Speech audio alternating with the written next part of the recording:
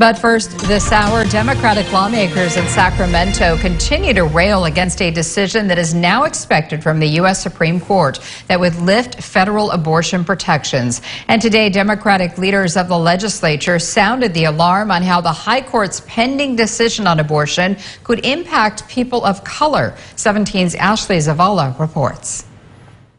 Make no mistake, this is an attack on women of color that we are facing right now. The California Women's Legislative Caucus and advocates for people of color urging state leaders to move forward and faster with proposed abortion efforts at the state capitol. The group noting women of color across the country will be disproportionately impacted if the Supreme Court decides to overturn Roe versus Wade. Overturning Roe is not going to stop abortions.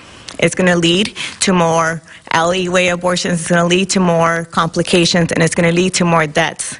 But those deaths are going to be of women that look like me. California's Democratic-led legislature and governor working to make the state an abortion destination with more than a dozen bills. The proposals would increase resources, access, and protections for those who provide and need abortions. Attorney General Rob Bonta vowing to protect the procedure. I will use the full force of the law and the full authority of my office to protect a woman's right to choose.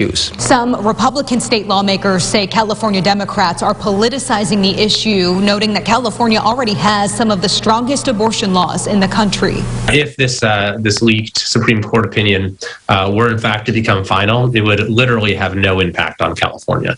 California's laws in this area are among the most far-reaching in the entire country, and yet, nevertheless, the governor, members of the legislature are using the prospect of this court opinion in order to fan the flames of partisan division. Democrats and abortion advocates disagree. They want to enshrine a woman's right to choose in the state constitution, which will need to pass the legislature by June 30th to head to voters in November. California Planned Parenthood CEO JODI HICKS is part of the group crafting the constitutional amendment language, which is still in the works. If we've learned nothing with the leak that was, or the draft that was leaked, it's that 50 years of precedent and settled law and the right to privacy is not enough, and so we're ensuring we can do everything we can in California to be real explicit about what people's rights are. In Sacramento, Ashley Zavala, 17 News.